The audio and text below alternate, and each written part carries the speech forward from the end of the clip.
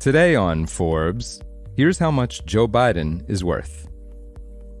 America's economy is booming, with the stock market up 15% over the last 6 months and 24% in the last year. Yet much of the country doesn't feel any richer, thanks to a host of underlying complications, including stagnating home values, flat wages, high interest rates, and stubborn inflation. The man many people blame for those issues, rightly or wrongly, is affected by them too. Joe Biden's net worth has stalled out at an estimated $10 million. About 2/3 of the president's fortune is locked up in real estate. He owns 2 homes in Delaware, a Wilmington mansion and a 4,800 square foot summer abode in Rehoboth Beach. The beach house was just the kind of property that surged during the pandemic, as pent-up city dwellers flocked to nature, boosting the value of Biden's home to $4.5 million. That was $1.8 million more than he paid for it in 2017. But elevated interest rates have cooled housing prices over the past 12 months, and the values of Biden's 2 homes have flatlined. The president's wages are also stuck in place. He earns $400,000 a year, the same salary as every Oval Office occupant since George W. Bush. Inflation has reduced the purchasing power of that paycheck, however. The $400,000 Bush made in 2001 is equivalent to $717,000 in today's dollars.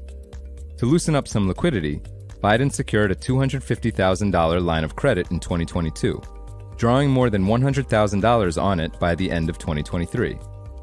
The liability comes with a variable interest rate of prime plus 1.99%, meaning that the president's borrowing costs increase as interest rates go up.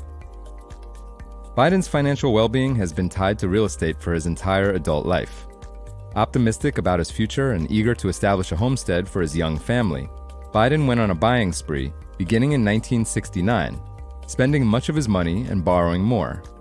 His father-in-law provided a loan for a home in Newark, Delaware.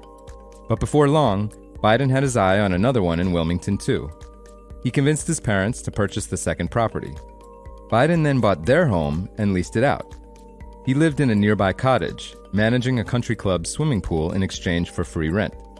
In his 2007 memoir, he wrote, quote, "I was probably the only working attorney in Delaware who lifeguarded on Saturdays." Carrying 3 bank mortgages and still indebted to his father-in-law, Biden fell in love with a 4th house, a 1723 colonial on 4 acres 20 minutes north of Wilmington. He bought that too, selling his other 3 homes to pay for it. In 1972, he won his campaign to become a U.S. Senator from Delaware. A month later, his wife, Nelia, and infant daughter, Naomi, tragically died in a car accident that also injured their sons, Bo and Hunter. The newly widowed senator then looked to sell his Delaware home. In his memoir, he wrote, quote, "It wasn't that there were too many memories there, but too few. It represented all our lost dreams. The house, still spare in its furnishings, was like a reminder of the things that would never be." Years later, after Obama left the White House, Biden joined the private sector for the first time since 1972. Cash came pouring in as Biden sold books and delivered speeches, collecting $11.1 million in 2017. Biden did what he always did, put the money in real estate, splurging on a $2.7 million summer home in Rehoboth Beach. He's borrowed against that home too. Financial disclosures, which only require politicians to list the value of their loans in broad ranges, show that Biden took out $15,000 to $50,000 against the line of credit in 2022, then upped the total amount he borrowed at least another $50,000 last year. The remainder of the Biden's portfolio is tied up in mundane assets, a $1 million pension for him, a $250,000 pension for Jill, an annuity, and some cash. But Biden may have a chance to add more flavor to his fortune shortly. Ex-presidents tend to do quite well after their time in office ends.